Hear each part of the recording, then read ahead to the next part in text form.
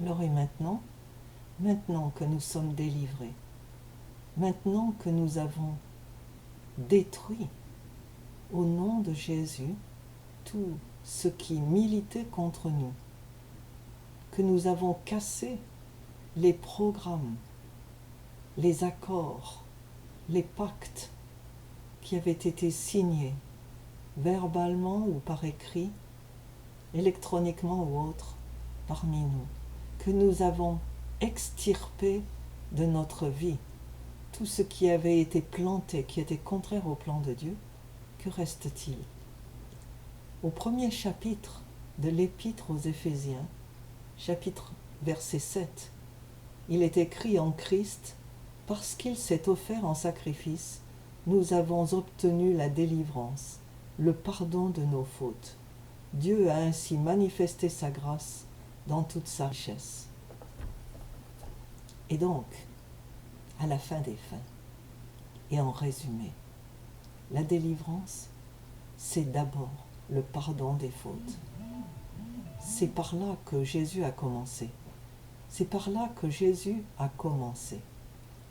Quand les gens venaient parce qu'ils souffraient physiquement, parce qu'ils étaient paralysés, parce qu'ils étaient handicapés, parce qu'ils étaient tourmentés, la première chose qu'il leur disait, c'est « Tes fautes sont pardonnées. Je te donne le pardon. » Quelque chose qu'on ne voyait pas, mais qui se reflétait dans leur corps. Et depuis, bien sûr, les docteurs, les médecins, les chercheurs ont découvert ce qu'on appelait les maladies psychosomatiques. Parce que les choses commencent dans notre esprit, dans notre façon de penser, dans notre attitude spirituelle, et elles se reflètent dans le corps. Nous savons, par exemple, aujourd'hui, que le stress peut provoquer des ulcères d'estomac et même des cancers. Ce n'est pas une invention, c'est quelque chose que Dieu a révélé à ceux qui cherchaient, aux chercheurs en médecine. Et Dieu l'a dit dans sa parole, il y a déjà bien longtemps. Et sa parole tient, elle est toujours vraie aujourd'hui. Alors, il faut vivre dans le pardon. Ce qui veut dire que, une fois que nous avons fait l'expérience de la délivrance, aidés par Dieu et par les frères et sœurs, nous devons vivre dans cette délivrance. Nous devons marcher dans le pardon.